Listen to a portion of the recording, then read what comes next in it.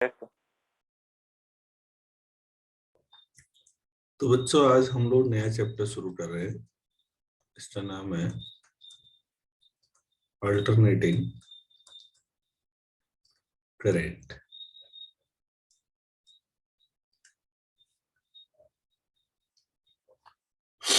Alternate कहां पर बोलते हैं मैथमेटिक्स में? कभी भी अगर आपको ये बोलना पड़े कि अल्टरनेट है तो इसका मतलब है कुछ पॉजिटिव है फिर नेगेटिव है कुछ हिस्सा, फिर कुछ पॉजिटिव है कुछ नेगेटिव है, कुछ पॉजिटिव है कुछ नेगेटिव है, सो ऑन। जब ऐसा होता है तो उसे क्या बोलते हैं कि अल्टरनेट है। जैसे 1 minus 2 plus 3 minus 4 plus 5 minus 6 plus and so on. इस सीरीज को क्या बोलेंगे? Alternate series. ठीक है ना? तो मतलब 8 प्लस 8 माइनस वाली टर्म हो, अगर आप 1 2 नहीं भी लेना चाहते तो इन जनरल ऐसे भी लिख सकते हैं a1 minus a2 plus a3 minus a4 plus and so. तो अल्टरनेट क्यों शब्द आया पहले वो समझना है। अच्छा, कुछ प्लस फिर माइनस फिर प्लस फिर माइनस ऐसा चलेगा। दूसरी चीज मैं ये कहना चाहूंगा बेटा कि निकोला टेस्ला, ये नाम सुना है? Yes sir. Versus Thomas Alva Edison.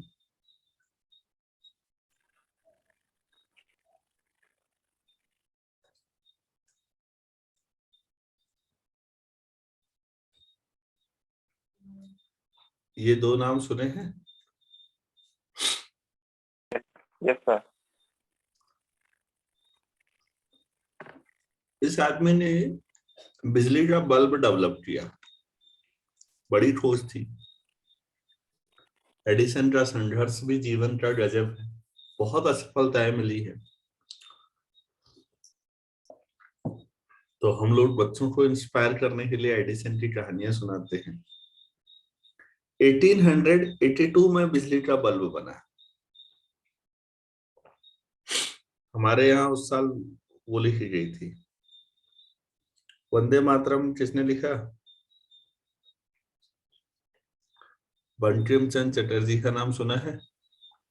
Yes sir. हाँ, उनके उस उपन्यास का एक हिस्सा था ये। तो खैर अब चलिए इधर आते हैं। एडिसन जो थे, जो अभी तक हम लोग पढ़ रहे थे जिस करंट को, उसको कहते हैं डायरेक्ट करंट। डायरेक्ट करंट या डीसी, जिसमें आप एक सर्किट बनाते हैं, एक बैटरी ले आते हैं और इस तरह से बात करते हैं और आप ये मान के चलते हैं कि इस तरह से एक ही डायरेक्शन में करंट फ्लो होगी। कभी सिंगल डायरेक्शन में, जब एक ही डायरेक्शन में है तो नाम से क्लियर है डायरेक्ट करंट। और हम मानते हैं लगभग मैग्नीट्यूड भी कांस्टेंट ही जैसा रहता है। अगर मैग्नीट्यूड कांस्टेंट नहीं है तो ट्रांजिएंट हो जाती है करंट वो। हम लोगों ने चार्जिंग और डिस्चार्जिंग के दौरान पिछले चैप्टर में पढ़ी हुई। यस। दूसरी करंट जिसको हम अल्टरनेटिंग करंट कहेंगे या एसी कहेंगे। और अब जब बिजली शुरुआती फेज में अमेरिका में बल्ब का आविष्कार हो चुका है, अब बिजली चाहिए ताकि पूरे देश में उजाला फैलाया जा सके, तो बड़े पैमाने पर बिजली के उत्पादन की जरूरत पड़ी। तो साथ ही में ये भी बहस पड़ी कि हम कौन से बिजली को का उत्पादन करें, एसी या डीसी। अब एसी तो हमने अभी पढ़ा ही नहीं है, डीसी के बारे में पढ़ा है। एसी हम यहाँ पढ़ेंगे। मैं केवल एक उदाहरण दे रहा हूँ आपको। इन दोनों के जबरदस्त अपने अपने तर्क थे। हम इस चैप्टर को पढ़ने के बाद मुझे याद दिलाइए, अगर मैं भूल भी गया तो लास्ट में, कि सर ये कहानी आपने शुरू में सुनाई थी। अब तर्क हमें दीजिए कि एसी बेहतर है या डीसी। अभी हम कंपेयर नहीं करेंगे क्योंकि हमें एसी की प्रॉपर्टीज पता नहीं है। लेकिन कोई भी एग्जामिनर कहीं पर जब वाइवा लेते हैं, आपसे इंटरव्यू में फिजिक्स से रिलेटेड चीजें पूछनी है, तो एक नॉर्मल क्वेश्चन होता है कि एसी और डीसी में क्या अंतर है और कौन सी बेहतर है। एडिसन ने बहुत ताकत लगाई डीसी के लिए।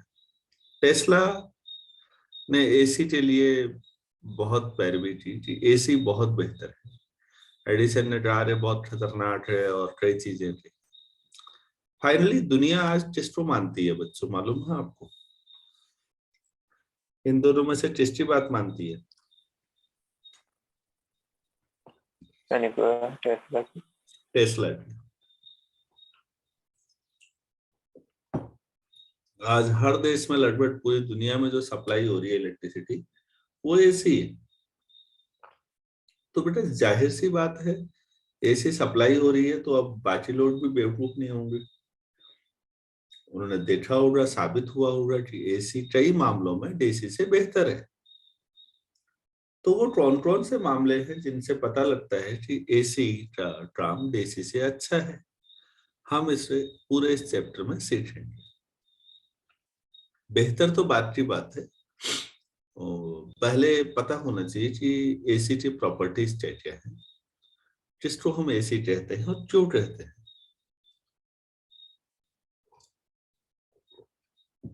तो यहाँ पर एक वर्ड आएगा एसी के लिए, जब भी हम पढ़ेंगे,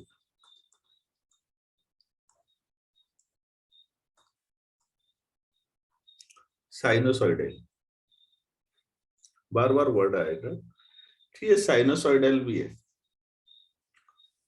साइनोसॉइडल का मतलब यही है कि एक फिक्स पीरियोडिक के साथ एक, ये मतलब प्लस माइनस कैसे हो रही है, जैसे आप ऐसे समझो 1 माइनस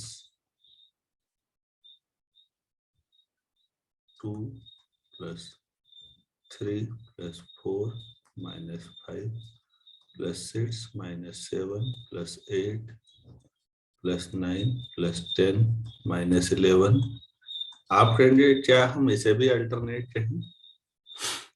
तो आप कुछ प्लस और माइनस तो है बच्चों, लेकिन क्या एक डेफिनेट टाइम के बाद प्लस माइनस आ रहा है? नहीं सर। तो हम इसे अल्टरनेटिव नहीं मानेंगे, क्योंकि हम एक ऐसा फंक्शन लेंगे जिसका पीरियड क्या हो, फिक्स पीरियड हो। अच्छा जी। और जिसका ग्राफ कैसा हो, लगातार चले, कंटिन्यूअस हो। और कैसा हो,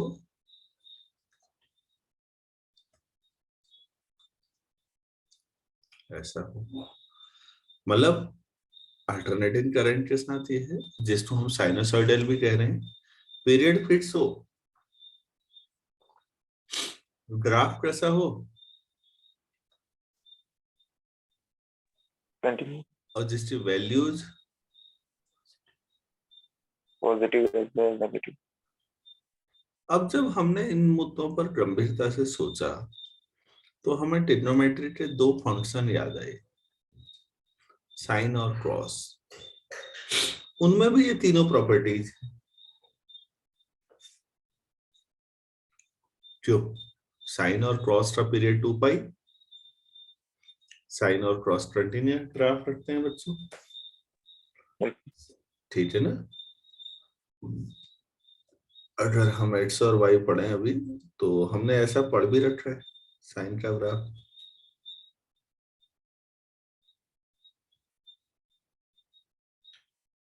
क्रॉस भी ऐसे ही होता है, बस वो 0 से शुरू होने वाला, क्रॉस 0 1 होता है, वो यहाँ से शुरू हो जाएगा। बाकी तो कोई खास अंतर ऐसा है नहीं, किसी को भी ले लीजिए, कोई ज्यादा फर्क नहीं पड़ता। तो हम ये ले जानते हैं कि क्रॉस एक्स्ट्रा ग्राफ है, माइनस में भी चलेगा,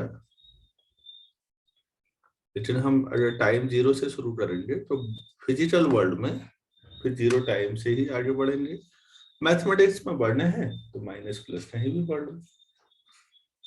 तो हमने ड्रॉ किया कि जो प्रॉपर्टीज एसीजी चाहिए थी उनको रिप्रेजेंट करने में साइन या क्रॉस काफी हेल्पफुल हो सकते हैं, क्योंकि वो भी ये सब प्रॉपर्टीज रखते हैं। क्या क्या रखते हैं बार बार कर रहा हूँ, पीरियड फिट से कंटिन्यूअस ग्राफ में, और वैल्यूज पॉजिटिव और नेगेटिव दोनों में।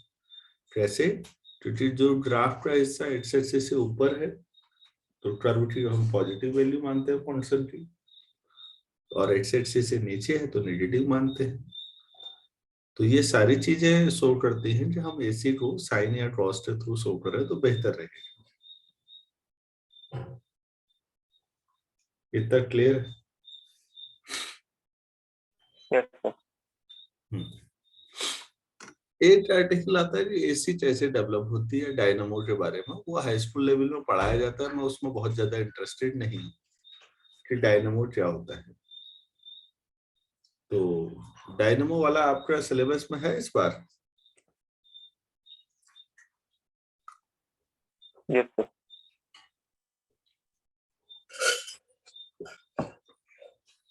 ठीक है, फिर अगर है तो हम उसको भी पढ़ लेंगे, कोई दिक्कत नहीं है। कि एसी जनरेटर जो होता है जिसको हम कहते हैं एसी डायनामो, मतलब एसी क्रिएट कैसे होती है, हम अभी उस पर थोड़ा रुकेंगे। पहले हम एसी कैसे पैदा होगी इस पे बाद में बात करेंगे, एसी के फीचर्स पे बात करते हैं थोड़ा।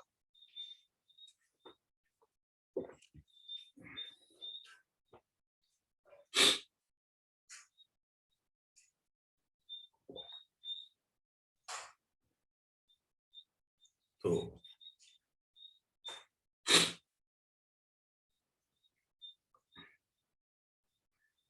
इसमें एक चीज और हम बात करना चाहेंगे इसी दौरान कि हमारे घरों में आज जो सप्लाई हो रही है वो एसी ही है।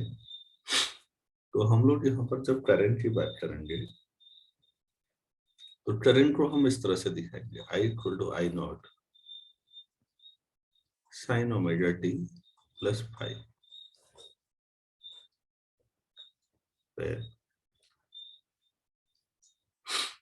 आपके पास यहाँ पर ओमेगा टी कितना होगा?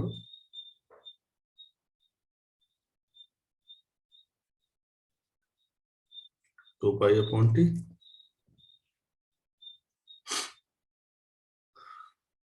ओमेगा ये कहेंगे आप, या कई जगह आप t equal to two pi upon omega ज्यादा याद रखते हैं।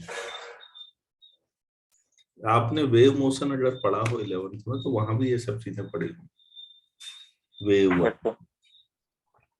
क्योंकि वेव भी इसी तरह कंटिन्यूअस फ्लो के साथ है, तो साइन या क्रॉस का एप्लीकेशन वहां भी है।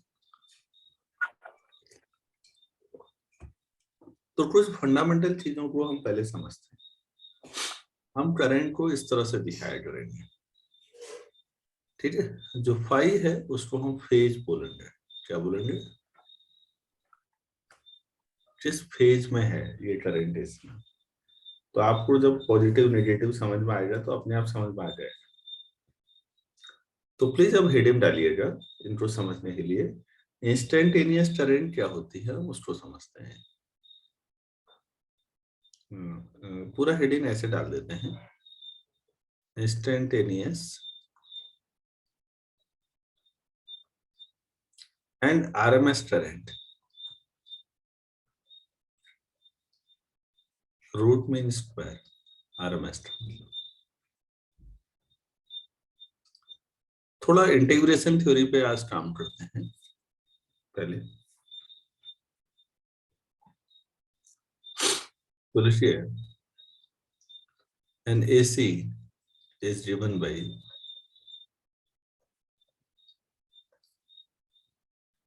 I equal to I naught sin omega t plus phi in general.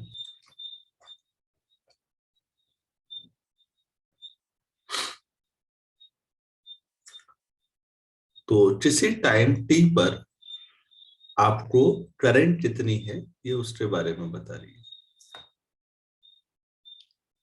तो ये अल्टरनेटिंग करंट का मतलब जिसकी डायरेक्शन और जिसका मैग्नीट्यूड टाइम पर डिपेंड करें, ठीक है ना?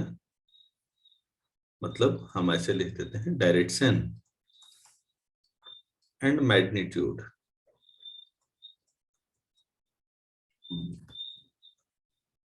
of current depends on time t. Such current is called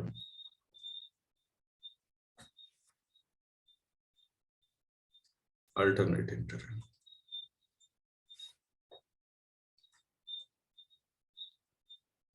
इसका मतलब अलग अलग समय पर आपकी डायरेक्शन भी बदलेगी और मैग्नीट्यूड भी बदलेगा।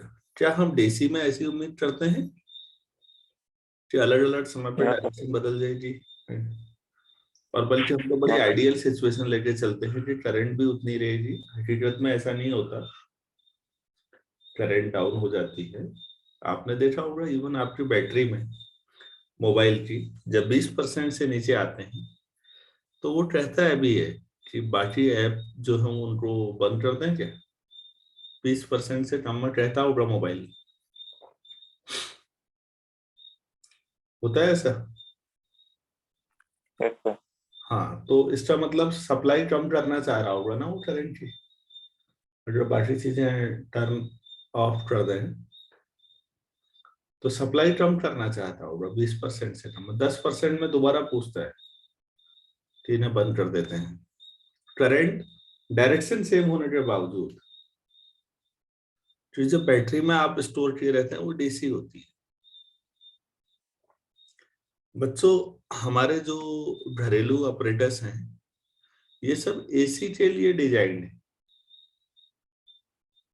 तो आपका जो पंखा होगा ना, पंखा तो लगा ही होगा कमरे में, तो वो एसी के हिसाब से काम करने के लिए डिजाइन होता है। तो उसको डीसी के साथ काम करने में कंफर्टेबल नहीं होता, तो उसे विरोध लगता है। अब विरोध कैसे करेगा? फिजिक्स की लैंग्वेज में विरोध मतलब होता है फ्रिक्शन, तो आवाज आती है। तो आप कभी भी गौर करिए, जब लाइट चले जाती है तो इन्वर्टर के थ्रू पंखा चलता है तो उसकी आवाज अलग होगी, क्योंकि इन्वर्टर डीसी सप्लाई कर रहा होता है। इन्वर्टर क्या सप्लाई, इन्वर्टर क्या है? एक स्टोरेज डिवाइस है ना, कैपेसिटर। Yes, sir. तो वो कैसे सप्लाई देता था, याद है?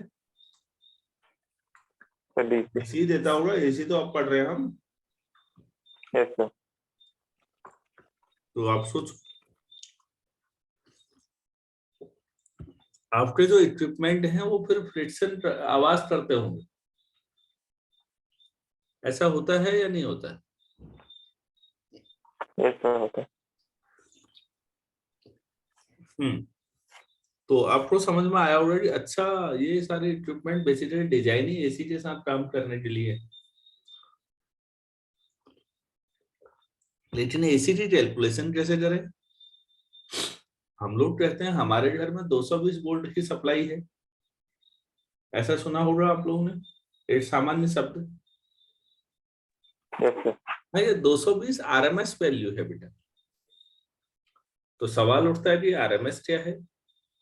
तो आरएमएस अभी समझते हैं, पहले इंस्टेंटेनियस समझ लेते हैं। ठीक है, इंस्टेंटेनियस करंट का मतलब ये वाली करंट किसी टाइम टी पर, किसी इंस्टेंट पर। तो वो तो ये मैंने लिख दी। अब इस करंट का अगर एवरेज ले तो कैसे लेंगे?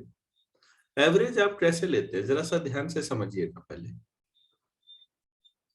जब आप एवरेज लेते हैं कुछ चीजों का, तो आप उनको जोड़ते हैं ना। मान लीजिए A1 + A2, सपोज an तक n टर्म्स है तो n/n कर देते हैं, तो ये A बार हो जाता है।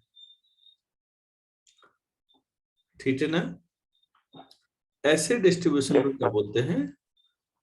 डिस्क्रीट, जिसमें कुछ सेलेक्टेड वैल्यू लेके आप उनको जोड़ते हैं।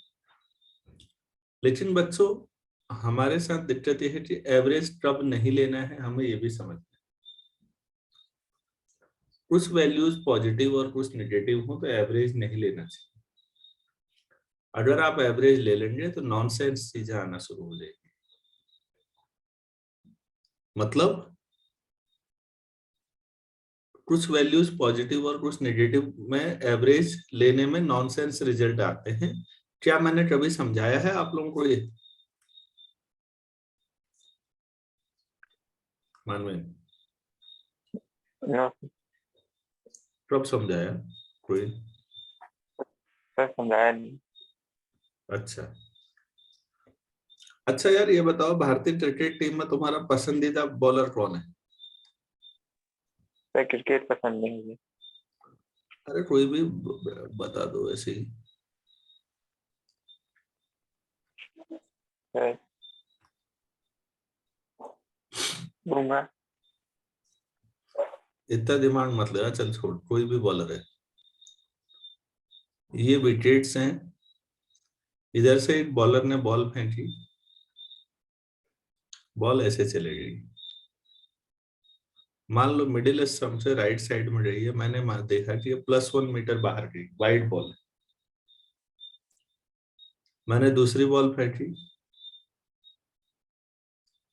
लेफ्ट साइड से लग गई। मान लो ये डेविएशन -1 है, इधर को मैंने एक तरफ को प्लस मान लिया, एक तरफ को माइनस।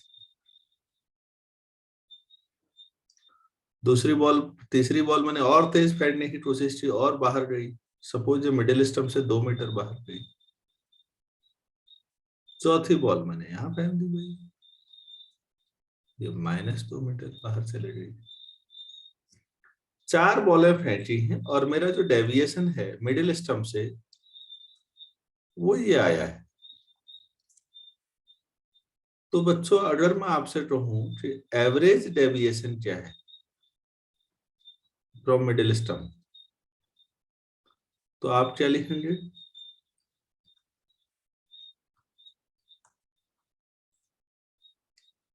अब आउटपुट जो आया उस पर ध्यान दीजिए। Average deviation from middle stump क्या आया? 0। 0। मिडिल स्टंप से एवरेज डेविएशन 0 है। इस लाइन से क्या समझ में आया हमें कि डेविएशन 0 है, इसका मतलब इसकी बॉल मिडिल स्टंप पे पड़ रही होगी बिल्कुल। Yes sir. तो थ्योरी कह रही है कि इसकी जो डेविएशन है मिडिल स्टंप से वो बिल्कुल 0 है, मतलब ये बहुत ही बेहतरीन बॉलर है जिसकी हर बॉल मिडिल स्टंप पे पड़ रही है, ये थ्योरी कह रही है। अब प्रैक्टिकली इस समय इससे खराब बॉलर नहीं है कोई, एक भी बॉल लाइन पे नहीं आ रही। बच्चों ये थ्योरी और प्रैक्टिकल का अंतर क्यों आया?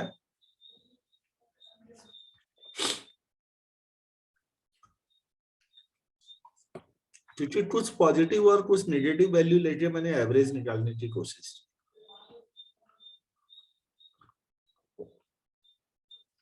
कुछ पॉजिटिव और कुछ नेगेटिव के साथ एवरेज नहीं निकालना चाहिए, वरना नॉनसेंस रिजल्ट आते हैं। मेरी बात समझ में आ रही है? Yes sir. तो फिर सवाल उठता है कि उस स्थिति में क्या निकालें फिर? तो बच्चों उस स्थिति में जिसे निकाला जाना चाहिए that is called RMS, root mean square. तो इसलिए RMS पढ़ते हैं। रूट मीन स्क्वायर क्यों, अभी उसका जवाब भी दूंगा। क्योंकि कुछ प्लस और कुछ माइनस में याद रखिएगा आपकी पूरी क्लास की एवरेज हाइट सही है, क्योंकि किसी बच्चे की हाइट नेगेटिव तो होगी नहीं। क्लास की एवरेज एज सही वर्ड है, कोई दिक्कत नहीं है। क्लास का एवरेज वेट ये भी ठीक है। और यहां तक कि अगर कोई ऐसा डेटा आया, टेस्ट लिया और सबके माइनस में नंबर आए तब भी चलेगा, क्योंकि सारा डेटा एक ही टाइप का है। गड़बड़ तब होती है बच्चों जिसमें कुछ डेटा पॉजिटिव और कुछ नेगेटिव हो, तो अरिथमेटिक मीन या एवरेज नहीं लेना चाहिए। क्रिकेट का उदाहरण तो एक मजाक था, लेकिन याद करने का तरीका है।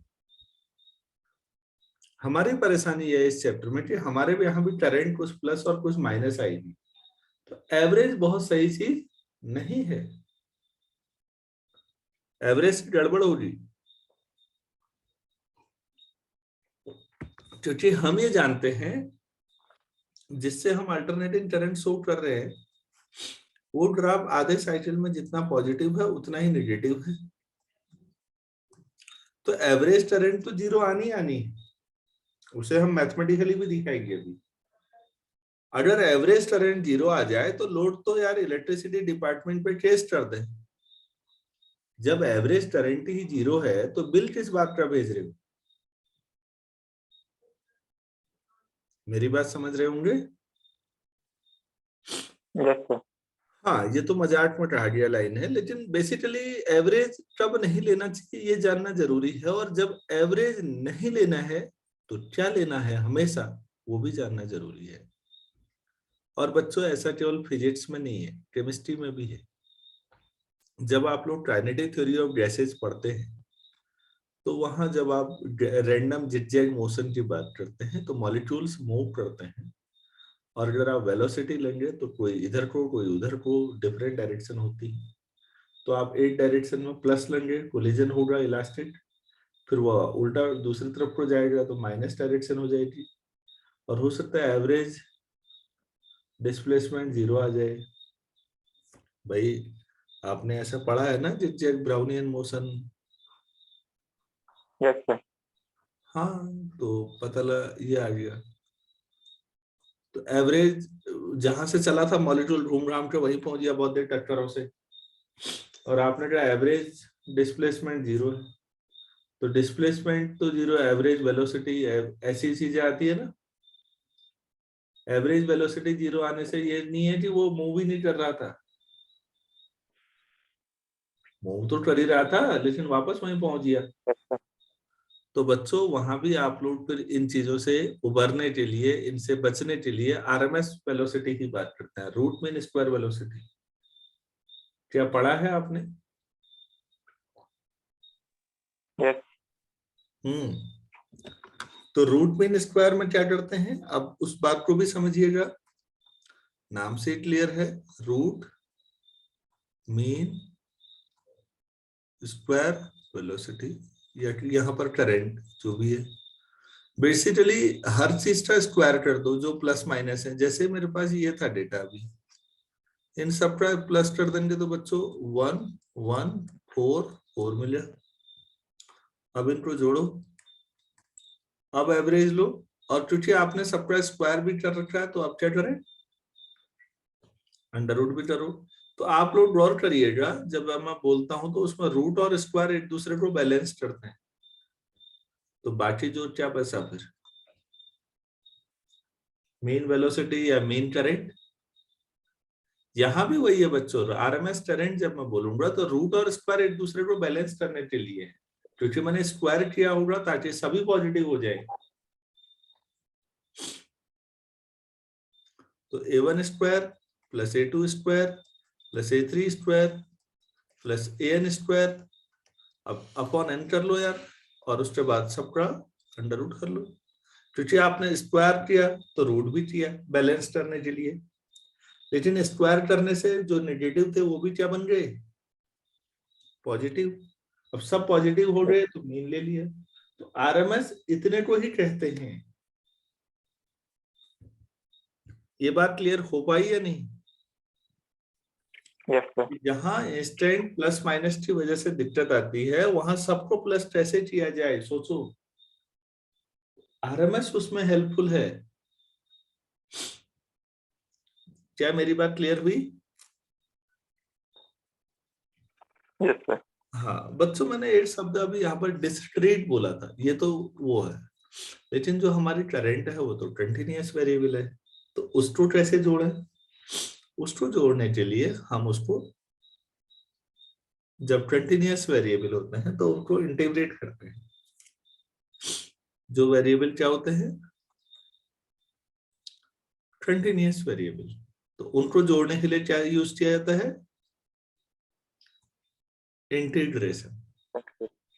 अगर आप कहते हैं कि ये ए से बी तक है, जो भी चीज है अंदर, तो इसका मतलब ए से बी तक सारी वैल्यू है, तभी तो कंटिन्यूअस है, और कंटिन्यूअस को जोड़ने के लिए ये किया जाता है। तो कंटिन्यूअस वेरिएबल जैसे हम यहाँ पर बात करेंगे, तो हम लोग करंट कंटिन्यूअस है हमारी, ये अल्टरनेटिंग है लेकिन कंटिन्यूअस ग्राफ बन रहा है, तो हम लोग इसका एवरेज निकालने के लिए इस इंटीग्रेशन साइन का यूज करेंगे किसी एक पूरे टाइम इंटरवल में, तो 0 से t तक इंटीग्रेट करेंगे। समझ में आया? यस। हाँ, तो अब ऐसा करते हैं, इस लेक्चर में तो मैंने बेसिक मैथमेटिकल पोर्शन ज्यादा समझाया आपको, मैं इसको ब्रेक कर रहा हूँ और 5-7 मिनट लगते हैं, ठीक 5:30 पे दोबारा जुड़ते हैं और तब मैं आपको थोड़ा मैथमेटिकल बताऊंगा। समझ में आया इतना? Yes sir. चलो ठीक है, ठीक 5:30 बजे जुड़िए। Thank you.